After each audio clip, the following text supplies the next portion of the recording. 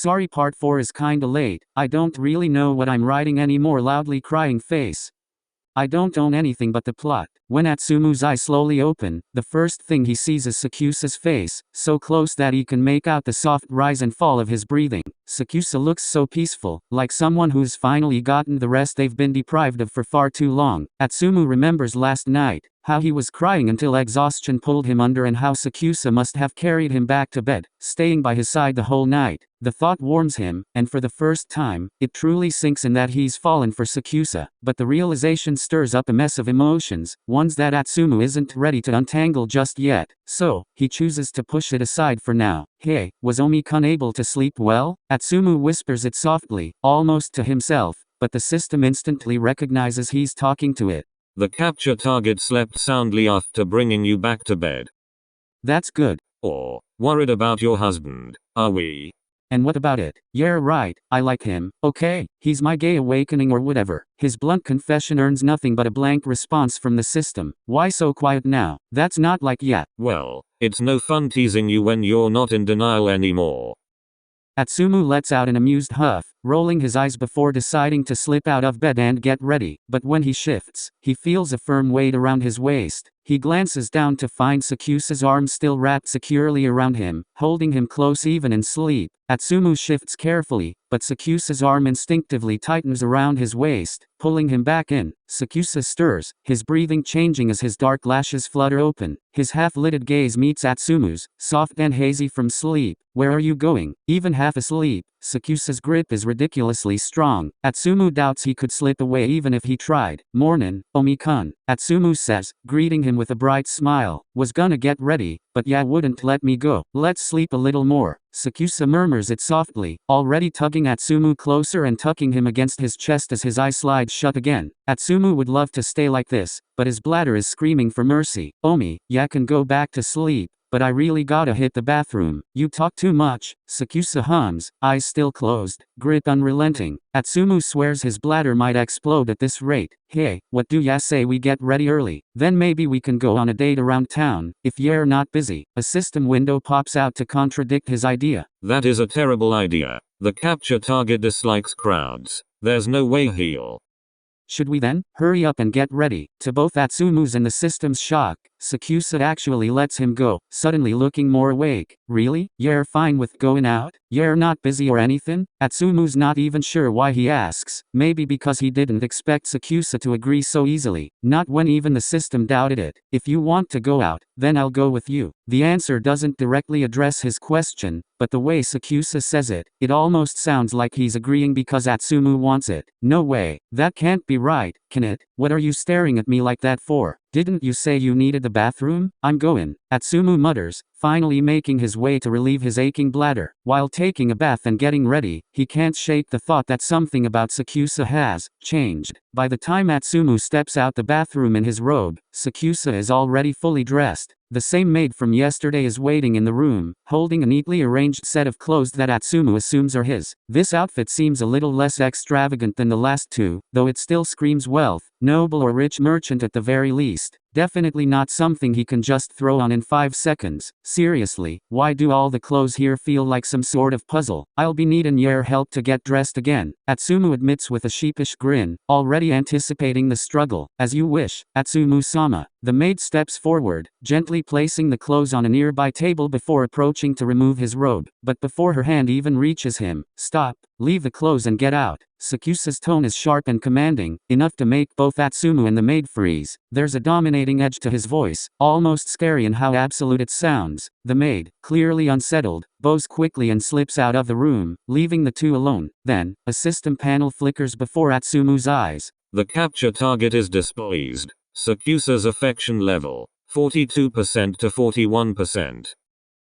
Displeased? Why? Atsumu didn't even do anything. Are you a child? Do you not know how to dress yourself? Forget what Atsumu said earlier, Sakusa clearly hasn't changed at all. It's not my fault all the clothes ya give me are so complicated to wear, Omi. There's so many layers and shit. It's not something I can just throw on easily. Atsumu immediately regrets snapping back. He should really learn to keep his mouth shut. maybe he's taking this whole consort thing a little too far, getting too casual, even swearing in front of Sakusa. Then I'll do it for you. Sakusa retrieves the clothes from the table with measured calm and steps toward him. His hands move with quiet precision, slipping Atsumu's robe off before dressing him piece by piece. The closeness, the brush of Sakusa's fingers against his skin, and the unwavering focus in his gaze make Atsumu's heart thud harder than he'd like to admit. I told you, I don't like others touching what's mine. The words dropped like a claim, low and certain, sending an involuntary shiver up Atsumu's spine. Still, you've started talking back to me now, haven't you? Then again, you've been like this from the start. This makes Atsumu think back to their first meeting. He then glances at the faint system screen, relieved to see no further drop in affection points. Maybe Sakusa doesn't mean it in a bad way, maybe even the opposite. Besides, Atsumu has always enjoyed a bit of banter. He doesn't want to be afraid to speak his mind, and if Sakusa's fine with it, maybe he can finally relax and be more of himself around him. Do ya hate it? No, I don't hate it.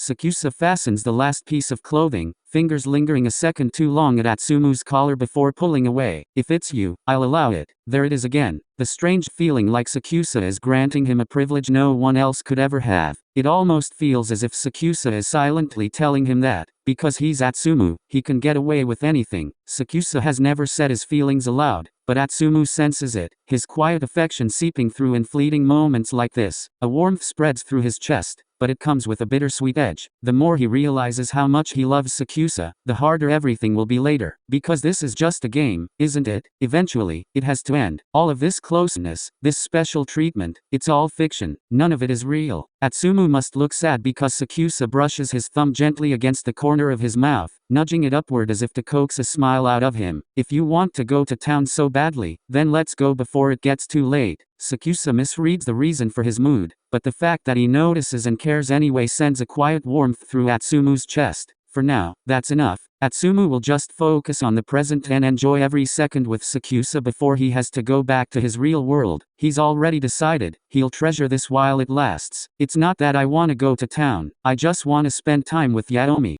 Sakusa's affection level, 41% to 45%.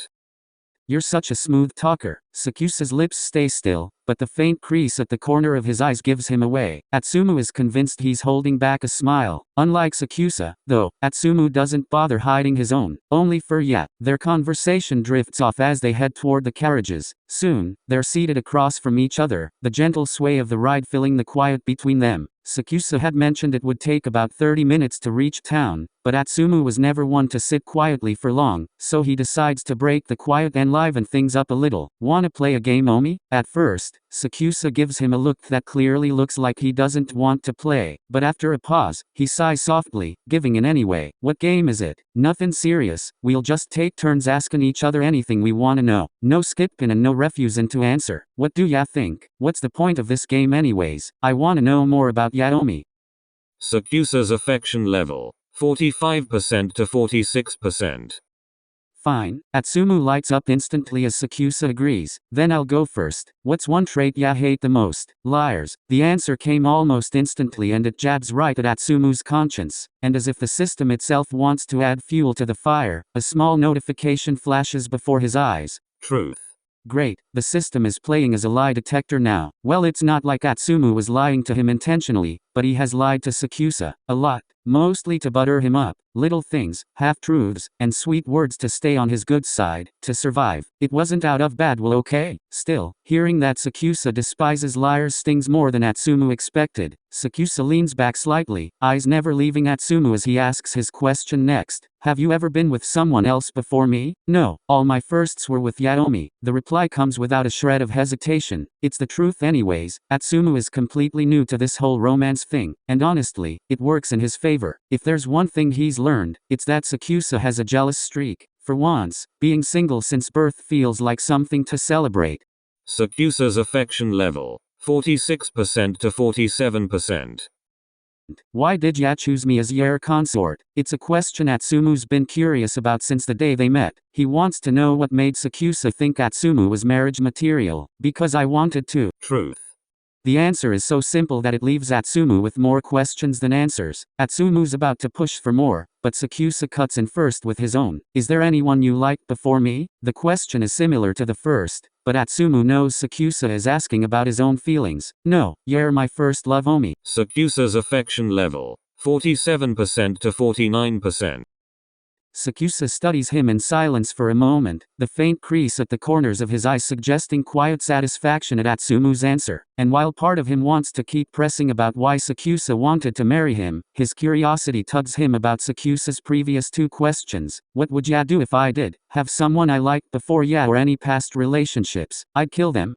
Truth. The system's confirmation flashes before Atsumu's eyes, and his stomach drops. His mind flickers back to that moment when Sakusa had actually killed someone, and a chill runs down his spine. It's not an empty threat. Sakusa would do it. Atsumu almost forgot. But this is a Yandere game. Sakusa is definitely much crazier than he thinks. Are you hiding anything from me? Sakusa's next question makes Atsumu freeze, his stomach sinking lower by the second. His blood runs cold. Was Sakusa suspecting him? Maybe he shouldn't have suggested this game in the first place. Maybe he should ask the system for help. No, if the system wanted to help, it would have done so already. Atsumu knows better than to expect from it now. He has to say something quickly, or else it'll only make him even more guiltier. If there's something ya think I'm hidden, just ask me and I'd tell ya. It isn't a direct answer to Sakusa's question, but then again, Sakusa hasn't exactly given him clear answers either. Atsumu can't tell if Sakusa is buying it, because before he can say anything, the coachman's voice cuts through the tension. We've arrived, Your Majesties. The carriage door swings open, and Sakusa gives Atsumu one last unreadable glance before stepping out first. Atsumu silently prays that Sakusa won't bring it up again. When it's his turn to step down, Sakusa extends a hand toward him. Atsumu takes it, letting himself be guided carefully to the ground. Then, I'll be back, Your Majesties. The coachman bows respectfully before leading the carriage away, leaving the pair at the edge of a lively town. Atsumu's eyes widen in awe. The streets are vibrant, buzzing with movement, voices, and colors that feel alive. It's a welcome change from the tension in the carriage, and for the first time since arriving in this world, he feels like he can actually relax. This was more kind of the place he's used to. Simple and casual. Omi, I can already smell so much good food. I can't wait to try it all. But when Atsumu turns to Sakusa to share his excitement, Sakusa's expression makes him falter.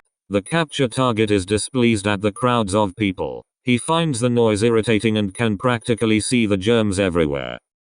Thanks for the not very helpful explanation, system. Even Atsumu can put these pieces together without the system pointing it out. Are ya sure about this, Omi? We can head back if ya want. I don't want ya feeling uncomfortable or anything. Still holding Sakusa's hand, Atsumu gives it a small, reassuring squeeze. Sakusa's affection level, 49% to 51%. It's fine, let's go, Sakusa says, his finger sliding between Atsumu's, lacing them together tightly. Atsumu is right. Something in Sakusa has changed since last night. He's nicer, and sweeter, even. Maybe this whole affection points thing is actually working. Well, if ya say so. He tugs Sakusa forward, leading him deeper into the lively marketplace. The air is thick with the scent of sizzling food, sweet pastries, and roasted meats. One particular aroma stops Atsumu in his tracks, a wave of nostalgia washing over him. He halts mid-step, head snapping toward a nearby stall. No way, they've got a nigiri here? A nigiri? That's a rice circle. Huh, is that what they call it here? This game developer has a weird naming sense. At least call it rice ball instead of rice circle. Whatever, Atsumu shouldn't be bothered with this kind of thing. Can I try one? Atsumu glances at Sakusa, almost pleadingly and sheepishly, because well, it has dawned into Atsumu that he doesn't actually have any money. You don't have to ask. Get whatever you want. Without hesitation, Sakusa pulls a gold coin from his pouch and tosses it to the stall owner. At the sight of it, the vendor gasps, practically glowing. Take as many rice circles as you like. You can even clear out the whole stall. Why's he so happy over one coin? Atsumu mutters under his breath, only for the system to chime in. One gold coin is equivalent to 1,000 US dollars or around 150,000 JYP. Holy crap, Is this what it's like to have a rich husband? Still, is it really okay for Sakusa to spend money so easily like this? He's paying more than the actual price. Aren't ya overspending, Omi? Sakusa looks at him calmly, as if the amount doesn't even register. Money isn't an issue. Feel free to spend as much as you like. If that doesn't make Atsumu's heart skip a beat, he doesn't know what will. Honestly, he gets it now. All those heroines in dramas swooning over the rich CEO's male leads who throw money around? Yeah, totally understandable. I'll just take this one. Atsumu grabs a single onigiri, no, rice circle, and adds with a grin, give the rest of the rice circles to the folks who are actually starving. That seems to surprise the stall owner, but he agrees to do so anyways. Sakusa's affection level, 51% to 53%. The sudden raise in affection points surprises Atsumu. Was Sakusa actually touched by that? Sure, Atsumu was kind of an annoying pain in the ass kinda guy, but he's genuinely proud of being helpful. He knows firsthand what it's like to grow up with very little. After all, his family only struck success later on, but that lingering sense of scarcity never quite goes away. He never pictured Sakusa as someone who'd care about things like this, but under that cold exterior of his, maybe surprisingly Sakusa does actually have a soft heart. Atsumu finds himself wondering if there's more to Sakusa's past than he knows. Atsumu feels a quiet urge to learn it all, but he also knows there's no rush. When Sakusa is ready, he'll share it himself. Atsumu lifts a bite of onigiri with his free hand, aware of Sakusa's eyes on him. Want some, Omi? Sakusa looks at him, and before Atsumu can second guess it, Sakusa's free hand takes his wrist gently, leaning in to take a bite. It's not bad, so at best. Atsumu hums in agreement. Samu makes better ones. The name seems to have struck a chord, and Atsumu feels it when Sakusa's grip tightens slightly around his wrist. Who's Samu? My brother. Atsumu blurts out quickly, not wanting Sakusa to misinterpret anything. Seeing Sakusa get jealous so easily, Atsumu can't help but think it's kind of endearing, but also a little scary. Atsumu leans in tiptoeing on impulse, giving Sakusa a quick, teasing peck on the lips. You're so silly, Omi. Don't worry, I've only got eyes for ya. Sakusa's affection level, 53% to 55%. The brief kiss only seems to ignite Sakusa further. His grip firms as he leans in, clearly intending to deepen it. Atsumu immediately takes a step back, flustered. Wait, we're in public, Omi, so you can do it but I can't? A faint crease forms between Sakusa's brows. The crease forming between Sakusa's brows nearly makes Atsumu cave, but he knows if he does, Sakusa will take it further, and in the middle of a busy street no less. Definitely not the place for that. Later, not waiting for Sakusa's reply, Atsumu seizes the chance to change the subject, eyes darting toward another nearby food stand. Oh look, Omi, they've even got yakitori here. Sakusa exhales softly, releasing his hold on Atsumu's wrist at last. Taking that as his win, Atsumu squeezes their joined hands again and tugs him toward the stall. Yakitori? These are called chicken sticks. Yeah, Atsumu's not even gonna wonder why it's named that anymore. The rest of the afternoon drifts by in a haze of food stalls and chatter. Atsumu eagerly tries out dish after dish, while Sakusa lingers at his side, seemingly uninterested in the food itself but steadfastly keeping him company. Atsumu notices how Sakusa never once complains, even though his face stays unreadable most of the time. Deep down, though, Atsumu suspects Omi must be getting tired. By the time they're heading back, Atsumu's stomach is full, and his chest feels warm. It's been fun, really fun, wandering the streets with Sakusa, like this, just the two of them. For better or for worse, Sakusa's affection level has even jumped from 55% to 62% during their date. Though Atsumu's happy his affection points are steadily rising, it's bittersweet. The higher it goes, the sooner their time together will end. A part of him can't help but wish these moments could stretch out a little longer. Then, a voice cuts from across the street. Hey, handsome, how about having a drink with me? Atsumu looks up to see a young, pretty woman, the kind who makes a living by tossing out bold invitations to passing men. It's obvious enough that she's probably a brothel worker. Atsumu knows the safest move is to just keep walking, to pretend she isn't there. Except she doesn't take the hint. Instead, she struts right up to him with brazen confidence. From the corner of his eye, Atsumu catches it. Sakusa's temple twitches, a vein standing out as his jaw clenches. He's definitely pissed. What shocks Atsumu more is that the woman notices too, but doesn't back down, unfazed by the silent warning radiating off Sakusa. What a crazy girl. Does she not value her life at all? Come on, I can guarantee you a good time. Her voice drips with sultry confidence, lashes fluttering as she leans in. Atsumu can only gape because this girl must have a death wish. A red warning message suddenly flashes before his eyes. Warning. The capture target is pissed at you. Sakusa's affection level, 62% to 61%. Why? That doesn't even make sense. Atsumu isn't doing anything. The system seems to have read Atsumu's mind when it says, That's exactly the problem. He thinks you're entertaining her. What? Just because he's not saying anything doesn't mean he's encouraging her. Sometimes silence is not a yes, but a rejection. Maybe Atsumu shouldn't underestimate Sakusa's jealousy. Calm your husband down before he kills an innocent civilian. And it's true, if Atsumu weren't physically holding Sakusa's hand right now, the woman might have been decapitated already. He's got to defuse the ticking bomb, which is Sakusa, before he detonates. The woman closes in, daring to reach out toward him. Atsumu instantly raises his left hand, tilting it so the gleam of his wedding band catches the light. I'd appreciate it if ya stopped coming on Tommy. I'm a happily married man, and I'm not interested. For good measure, Atsumu hooks his free hand around Sakusa's arm, holding on tight. Half of it is for show, half to ground Sakusa before he does something crazy. Maybe if he clings hard enough, Sakusa will cool down instead of, say, murdering the poor girl on the spot. More importantly, he'll realize Atsumu isn't entertaining anyone in the first place. Sakusa's affection level, 61% to 64%. Thankfully, the woman finally seems to get the hint, huffing as she retreats into the crowd. The sharp edge in Sakusa's aura fades little by little, and Atsumu exhales in relief. Crisis averted. Atsumu just saved that woman's life. Was Atsumu a saint or what? Omi, you're actually more Yandere-like than I thought. Yandere? Atsumu stiffens the moment the word leaves his mouth, realizing a second too late that he slipped. He hadn't meant to say it out loud. It just slipped out absent-mindedly. Sakusa tilts his head slightly, eyes narrowing. What does that even mean? Atsumu laughs nervously, scratching at his cheek. You know, it's another term for being jealous, overprotective and all that. It's, slang, from, where I'm from. Nice save. You only sound more suspicious.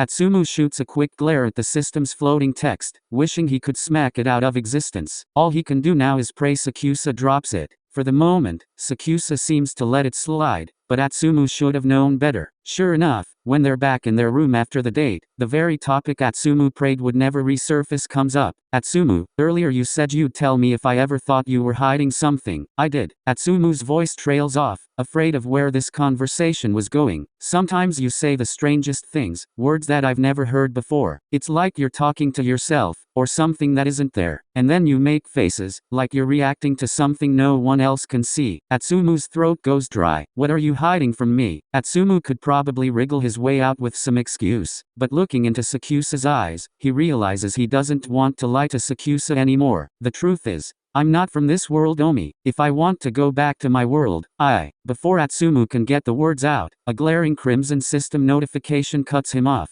Warning. Disclosure of your return condition is prohibited. Violation will result in immediate death penalty. Atsumu's entire body locks up. The fear is instant, and it roots him in place. Sakusa notices. He doesn't miss the way Atsumu's expression shifts, and whatever patience he had left shatters. He yanks Atsumu forward by the arm, grip iron tight. Atsumu winces at the strength in it, his breath hitching. What did you see that made you stop? Tell me your condition to go back. It's the first time Sakusa raised his voice at him like this, sharp and furious, slicing through the space between them. The darkness pooling in Sakusa's eyes makes Atsumu's stomach tighten painfully. The words catch in his throat. All he can do is meet Sakusa's gaze with a helpless, apologetic look. Sakusa's grip tightens on his arm, knuckles white, jaw set, breath hitching through clenched teeth. Fine, don't tell me. It doesn't matter. In one swift motion, Sakusa slams Atsumu against the door, the sound of the impact echoing through the room. Atsumu winces even more. With Atsumu back against the door, Sakusa cages him in with his body, leaving no escape. Even if you cry or if you beg, I won't let you go back. Atsumu freezes, a cold knot of fear tightening in his chest. When Sakusa is like this, so dark, so scary, his first instinct is to run, to put distance between them. But then he sees the flicker in Sakusa's eyes, the faint shadow of hurt hidden beneath the anger. Compelled by a mix of fear and tenderness, Atsumu lifts his free hand and gently brushes it against Sakusa's cheek. I already told ya, I'd stay by your side no matter what. At least, that's true until the game ends. After all, this isn't real. Sakusa isn't real. Once the game is over, his route will probably reset, and someone else will be pulled in to start the cycle again. Sakusa's expression softens slightly at Atsumu's touch. but the skepticism in his eyes doesn't fully fade. You better keep your word, Atsumu. Sakusa leans in, his face close to Atsumu's ear, his voice dropping to a dark, threatening whisper. If you leave me, I'll never forgive you. To be continued.